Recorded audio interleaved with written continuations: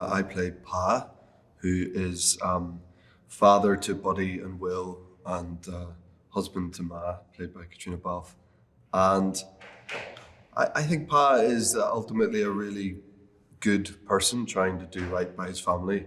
And he's, like everyone in Northern Ireland at the time, is sort of forced into this very difficult position of trying to make big life decisions that benefit the family and try to get through these very severe times that are happening around Belfast in 1969.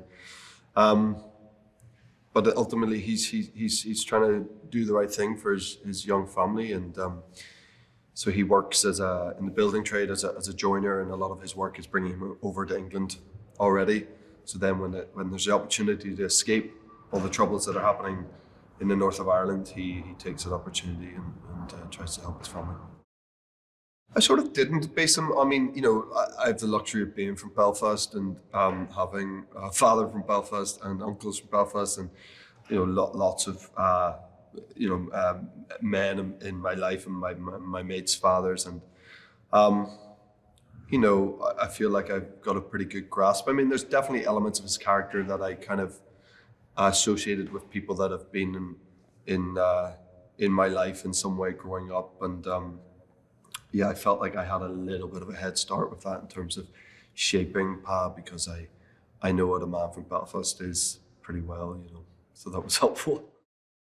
I get a sort of text from my agent saying, Kenneth Branagh would like to talk to you about something. Are you free tomorrow? It's like, you don't get those texts very often, and I was thinking, great, he wants me to be, an extra in a movie or something, and I'll definitely talk to him about that.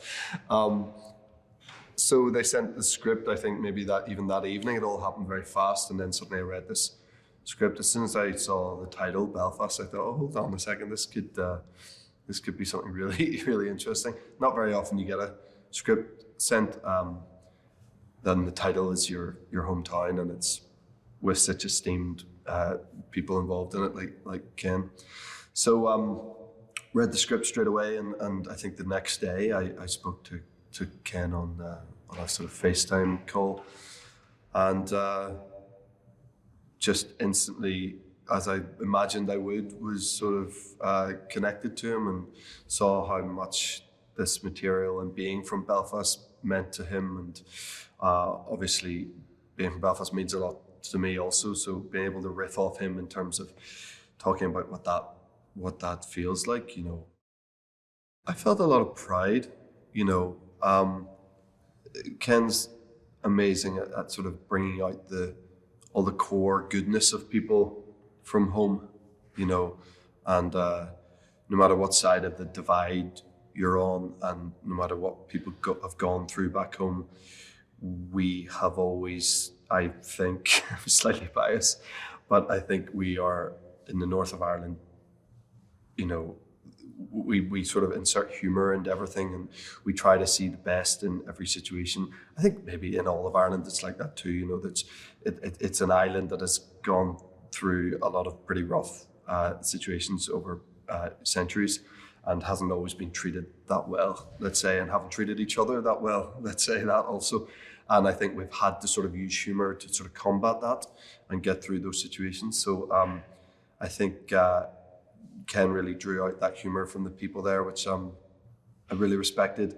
But it's a joyful script in many respects, considering the very troubling aspects of what's happening and the backdrop of what is starting to happen in Belfast at that time, and the fractions that are starting to occur, and the division and the uproar and the violence.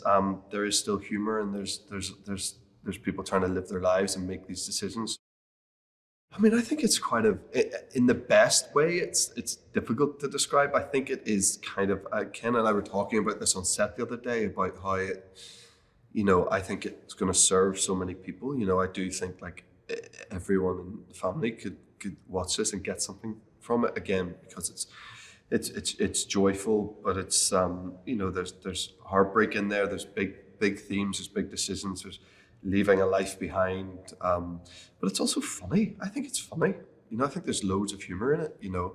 And yeah, I think it's sort of got this strain of like this very relatable sort of empathy throughout it, and these decisions that are being made that I think any family can imagine themselves in these situations, trying to make these decisions that are really tough and leaving a whole life, the only life you know, and leaving that behind. I mean, it must have been brutal to make those decisions then. And so not only have I not really worked with an actor as a director before, I've never worked with an actor who's such an actor, such a powerhouse of an actor, such a respected, lauded actor. And I've loved every second of it. And the benefit of that are so many and plentiful. But my favorite aspect of working with an actor as a director is he is so mindful of where your head's at all times as an actor. The day before a big scene, of course, the day of a big scene, the day after a big scene, he's so cognizant of where you are in your head, because a lot of us as actors, we're often in our head about stuff and we're worried about how things are going to play out. And, the day before, we had a relatively complicated scene, and the day before Ken was sort of, how do you want to play it tomorrow? Would you rather we started wide and came in, worked up towards your close-up, or would you rather just straight off the bat do your close-up and get that when the energy's fresh in the morning? Directors don't ask you those sort of questions a lot of the time. You just sort of turn up and they're doing it their way and you just fall in line, So that aspect of it I've loved. And